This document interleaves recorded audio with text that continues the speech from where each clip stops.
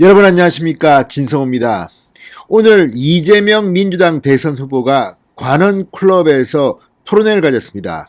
자, 중견 언론인들의 모임인 관훈토론회는 정말 명망이 있는 그런 토론회입니다. 주요 당대표 또 주요 대통령 후보 한 차례 초청해서 가감없이 묻습니다. 질문은 주로 이 언론사, 신문사, 방송사의 부장급이나 국장급이 맞습니다. 때로는 신랄한 질문이 나올 때도 있습니다. 관훈클럽 토론회에 나오는 이 정치인의 태도를 보면 그 사람이 앞으로 어떻게 될지 짐작할 수도 있습니다. 그런데 오늘 이재명 후보는 관훈클럽에서 적어도 기자들이 볼 때는 조금 상식적이지 못했던 것 같습니다. 관훈클럽 토론회가 끝난 뒤 조선중앙 각 언론사 인터넷 홈페이지에 탑 기사로 떴을 때 제목은 뭐냐? 내가 무엇을 잘못했나? 내가 뭘 잘못했나? 이런 헤드라인이 뽑았습니다.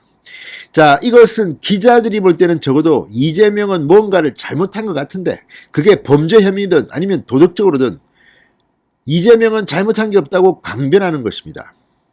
뿐만 아니라 오늘 이재명 후보는 한 언론인의 질문에 그게 질문이냐 공격이지 이렇게 맞받아치기도 했습니다. 자, 그러니까 본인이 당당하고 충분히 해명할 수 있다면 이런 반응은 나오지 않습니다. 오늘 한 언론인이 물었다고 합니다. 이 재판 거래가 사실이면 사퇴하겠느냐? 즉각 이재명은 반발했습니다. 이재명을 보고 있으면 이게 기자들과 싸우는 건지 또는 국민을 대표한 기자들한테 설명을 하는 것인지 소통을 하는 것이 모를 때가 많습니다. 자, 과거에는 이재명 후보 자기한테 기자들이 질문하지 않는다고 더 물어봐 내 말해줄게 나 사이다야 이렇게 했던 사람이 지난 이 월요일부터인가요? 기자들의 질문을 아예 받지 않고 도망가 버립니다. 그리고 의원들이 중간에서 막아버립니다. 심지어 오죽해서 조계종에서는 이 박찬대 수석 대변인, 민주당 대변인의 브리핑을 보이콧했겠습니까?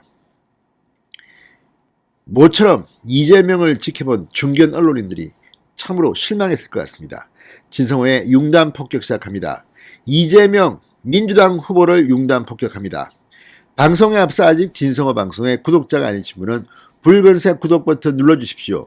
더 좋은 방송으로 보답하겠습니다. 이재명 후보가 발끈한 대목은 바로 재판 거래 의혹이었습니다. 자, 권순일 대법관, 전 대법관이죠, 이제.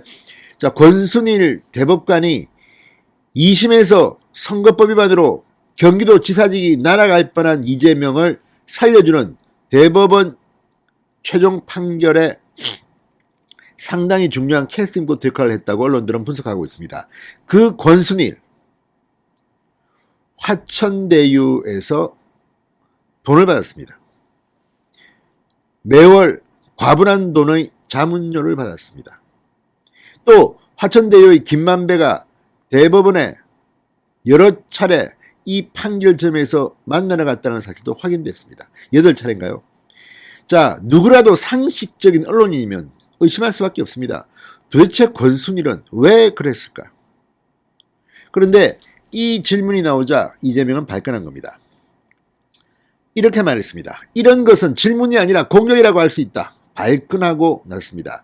권순일과 이재명 측의 재판거래 의혹이 사실로 드러날 경우 사퇴하겠느냐는 질문입니다. 자, 질문한 패널이 범죄에 연루되면 구속될 수 있느냐고 묻는 것과 같으며 해당 질문을 던진 패널에게 쏴붙였다고 합니다. 자, 이재명 후보는 권순일 대법관과 일면식도 없다. 13명의 대법관이 계신데 그중 한 명이 한다고 될 일도 아니다.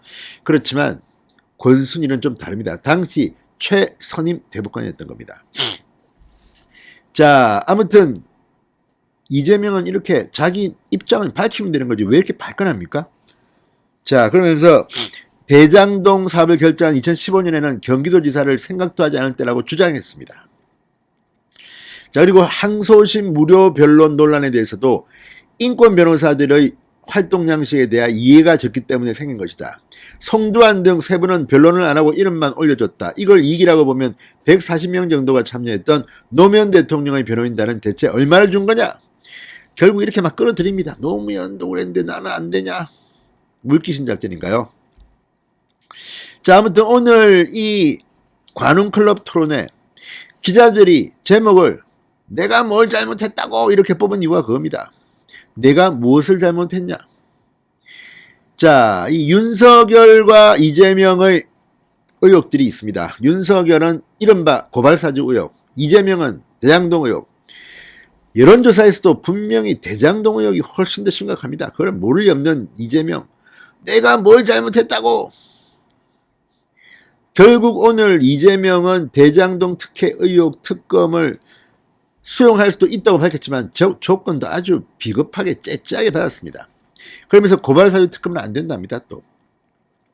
자, 지금 윤석열은 둘 다 받겠다고 했습니다. 특검 심상 정도 같이 받자고 했습니다. 그런데 이재명은 뭐 안 받겠다고 했다. 이제는 수사가 미진하면 특검 받을 수 있습니다. 그러나 고발사주랑 같이 하면 안 됩니다. 이게 또 무슨 말입니까? 자, 오늘 이재명 후보 대장동 특검에 대해서 일단 수용할 수 있다는 점을 밝혔지만 조건을 달았습니다. 이 검찰 수사를 일단 국가기관이 하는 일이니 지켜보되 미진한 점이 있거나 의문이 남는다면 저는 그게 특검 형식이든 어떤 형태로든 더 완벽한 철저한 진상규명과 엄정한 책임 추궁이 반드시 필요하다는 점에 대해 전적으로 공감한다. 왜 이렇게 말이 어렵습니까? 원래 사람들이 말을 어렵게 할 때는 뭔가 이 도망갈 때를 찾는 겁니다. 이재명은 비겁합니다. 자, 아무튼 지금 대검동 특검을 거부할수록 대장동 의혹에 대한 국민적 불신이 커지고 있다는 것을 감안해서 또 말장난으로 일시적으로 모면해 보려고 하는 것은 아닌가 의심이 됩니다. 자, 향후 여야 간 특검 논의가 급류를 탈지는 주목되지만 또 무슨 조건 걸고 해서 시간만 끌다가 대통령 선거를 치르려고 하는 것은 아닌가 이런 생각이 듭니다.